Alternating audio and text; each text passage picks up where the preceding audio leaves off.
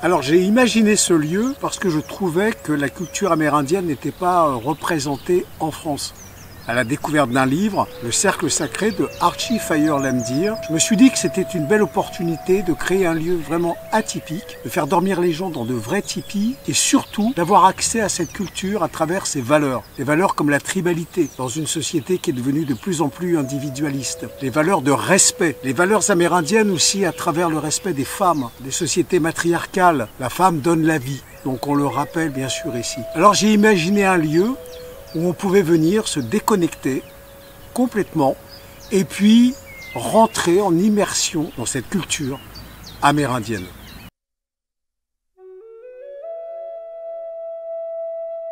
Au tipi du Bonheur de Vivre, nous avons imaginé 4 séjours avec un degré d'intensité différent suivant ce que vous voulez connaître. Alors le premier séjour, c'est le séjour découverte.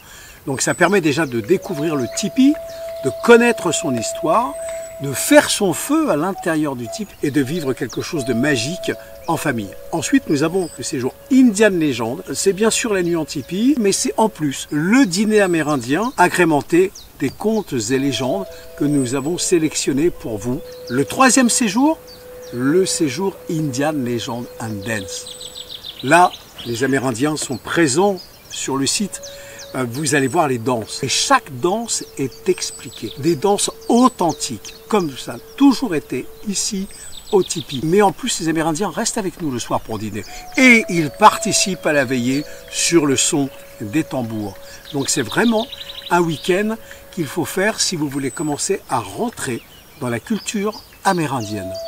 Le 4e séjour, c'est la dernière marche qui s'appelle Indian Legend Experience. C'est un séjour dans lequel il faut venir déjà inspiré et surtout prêt à connaître la culture amérindienne. On va commencer par une sweat lodge. On va aller rencontrer les chevaux.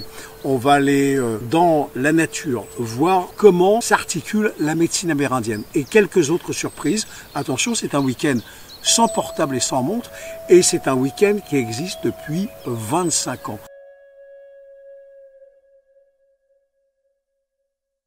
Les plus grands moments, il y en a tellement que c'est difficile et on n'aurait pas assez de temps puisque c'est vraiment un lieu particulier. Évidemment, l'ouverture de Brulon a été un moment très très fort parce que c'était vraiment le défi. Nous avions commencé à Meignier avec 5 tipis, 6 tipis, mais Brulon c'était une autre dimension. Alors ça a été bien sûr l'inauguration, ça a été la rencontre avec Kevin Dust, qui a mis sa marque ici. Et puis, ça a été des rencontres particulières avec celle qui est devenue ma mère adoptive, Marie Black Eagle, qui est venue ici sur ce camp. Et puis, mon frère adoptif, la grande Black Eagle, qui a dansé pour la dernière fois de sa vie ici sur ce camp. Donc voilà, il y a des moments très forts. Et puis, bien sûr, en 2019, le grand spectacle Indian Legend. Il y a tellement de bons moments, tellement de belles choses. Et bien sûr les danses amérindiennes, mais vraiment j'insiste aussi sur ces moments de vie intimes que j'ai pu vivre avec des clients ici sur ce lieu.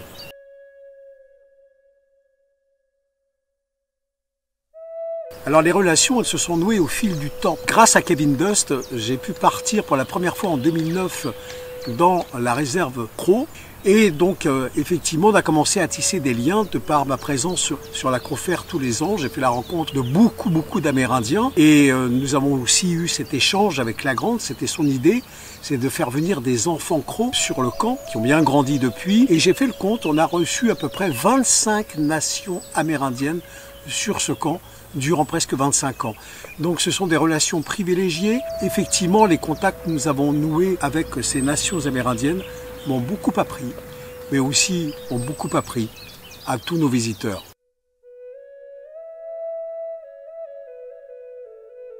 Ce voyage, il a été créé à la demande particulière de la grande Black Eagle. C'est lui qui a eu cette idée du voyage, qui m'a dit « Mais écoute, Jean, les gens viennent sur ce camp, mais ça serait bien de les emmener sur place. » C'était vraiment un défi d'essayer d'emmener les gens là-bas. Et effectivement, c'est une aventure que chacun qui est parti là-bas ou chacune à garder gravé dans son cœur. C'est vrai que le voyage est un aboutissement suite à la découverte de la culture dans ce lieu que sont les tipis du bonheur de vivre. Le voyage était presque devenu indispensable pour permettre à certaines personnes de parfaire en fait leur connaissance et qu'ils se rendent compte sur place de ce qu'est cette nation amérindienne Crow, puisque c'est principalement celle-ci que nous allons visiter, mais aussi en octobre chez les Sioux. J'ai pu ramener à peu près 120 personnes absolument heureuses et toutes ces personnes ont gardé un souvenir impérissable de ce voyage Indian Legends Travel.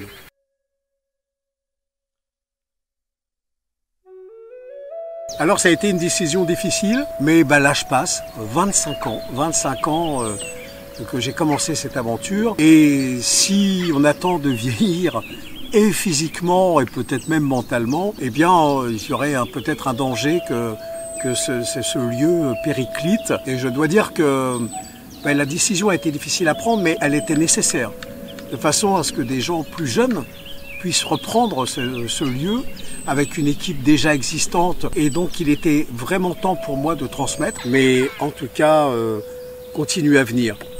Je serai toujours quelque part par là. Je serai pas très loin du camp, à 5 minutes ou 10 minutes. Mais en tout cas, même si je suis aux États-Unis, mon cœur sera toujours ici, sur ce lieu. Hello, my name is Kevin Dust. I am from USA, Montana, from the Crow Indian Reservation, Little Bighorn. In history we are known as Crow, but to my people we are known as Apsaloka. Now, I want you to come to an understanding. We are here at a teepee camp, and I want you to know that this is no folklore. I'm here at this camp with my brother, John Lamero. What we're going to teach you is the right thing about Native Americans, our future, and our present life.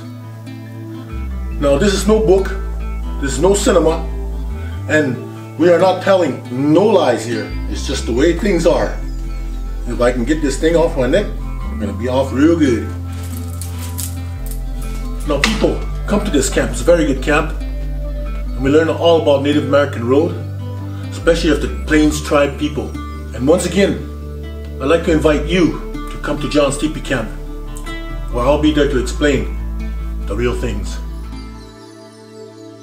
Amalei Chichiwang, Bilu.